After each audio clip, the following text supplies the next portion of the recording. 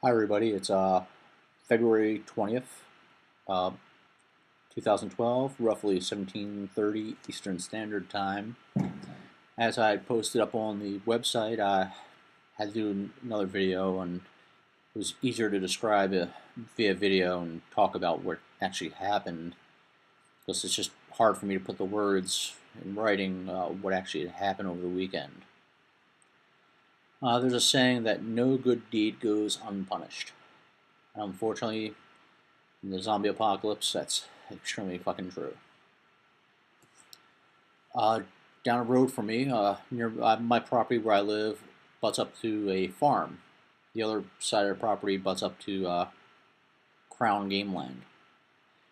This farm is owned by an older couple, Mr. and Mrs. Peterson, and I decided on Saturday to go over there and check on them and see how they're doing.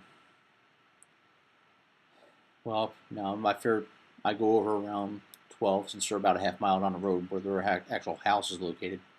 I figured I'd hike down real quick and knock on the door and check and see how they're doing and see if they need anything. Also want to see if maybe I could help them with their farm, keep the farm running, and they would, in turn, give me food in return for my help. Also, the added security of more people to keep a track of what's going on right in the area. The more odds, the better. Actually, I was going to hopefully try to talk them into coming over to this place and staying here, because I have heat running, because I have the fireplaces. Also have the diesel generator and the solar and wind systems up and running, so I can get electricity and make them comfortable. So it's a fair trade. But as I get up to the property, up to the actual where their house is, notice that it's dark, which first off is not a really good sign. And I carefully go up to the door, knocked on it. Hey, Mr. Peterson, Mrs. Peterson, you home? You all right? And that's when I heard it the first time. All I heard was this snarling sound, and just right through the glass, these arms come out, and they're just flailing. And I can see against one of the other panes of glass on the door is Mr. Peterson's face, and he's just lost it. He's just like snapping at the glass and reaching through, and he had nearly grabbed me, but I had luckily had my crowbar on me. I smacked it down onto his arm, and it ended up breaking his arm at the wrist. Well, not the wrist, but right around here. Snapped it, and it just made it worse. Blood spraying everywhere. And I immediately just back up on the porch, and out the corner of my right eye, I see Mrs. Peterson stumbling towards me. First thing I noticed was the gaping hole in her neck, where I'm assuming Mr. Peterson had bitten her and tore a chunk of her neck out, where she had bled out, basically. Then, as I said, she's stumbling towards me. I was trying to be careful and backed away from her. Mr. Peterson's arm and part of the other arm go back from the window of the door. I noticed that his hand, what's left of his arm that was broken, laying on the ground, just pool blood everywhere. Just fucking insane shit. So I continue backing away. Unlike in the movies, zombies don't seem to make noise. They just kind of come at you with their arms out and teeth snapping at you.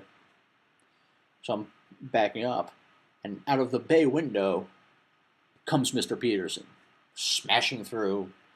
And if I would have been a second or two slower, he would have knocked me down also.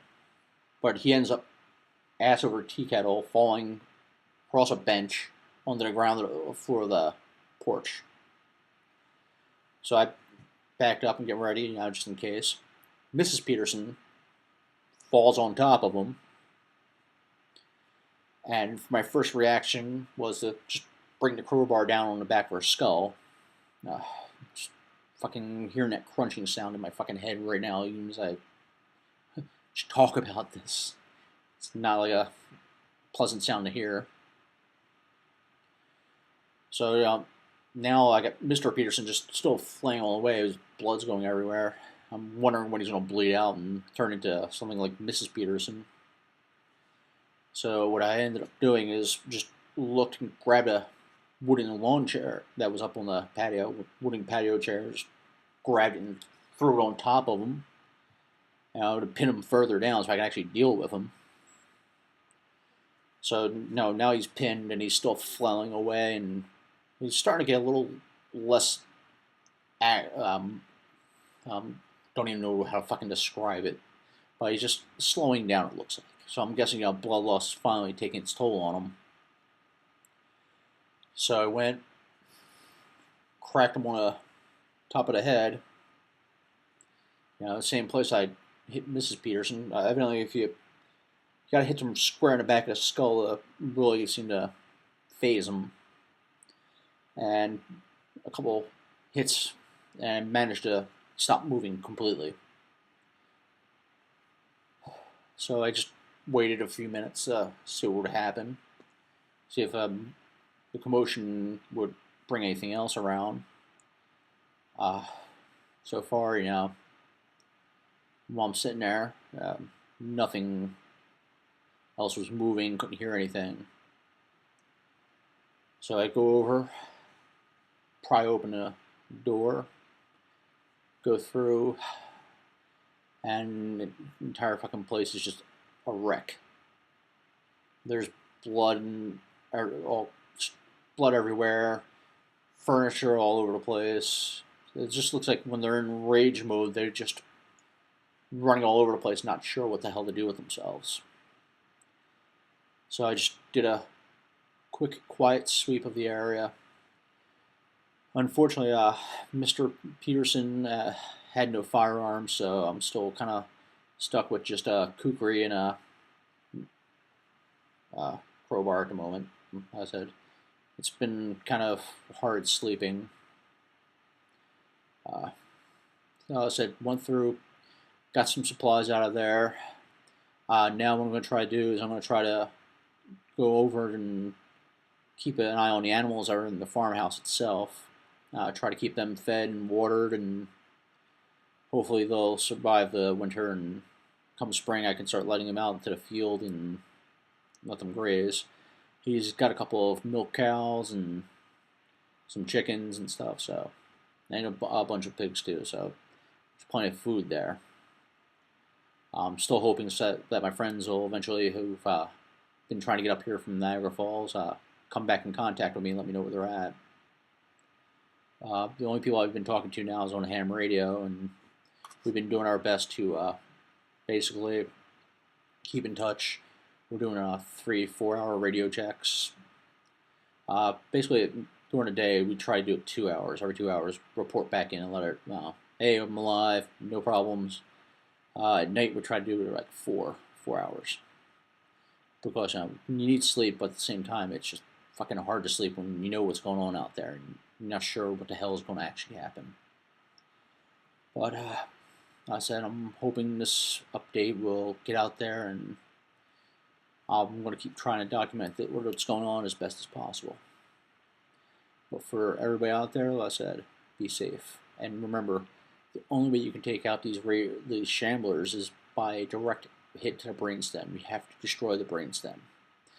Ragers, like I said, they're not a big problem because, like I said, if you have a gun, you can shoot them and make them bleed out. But like I said, they're oblivious to any kind of actual physical injury. I mean, Mr. Peterson's arm was literally just flopping all over the place and just blood spraying everywhere. Like I said, he just didn't seem to care. He was going to get me and kill me. That was his goal. Like I said, everybody out there, just I'll keep posting these videos and let you know what's going on. And whatever you do, stay safe, keep your doors locked. And as I said, you find people to stay in touch with and do watches with, do it. That bit of human contact helps.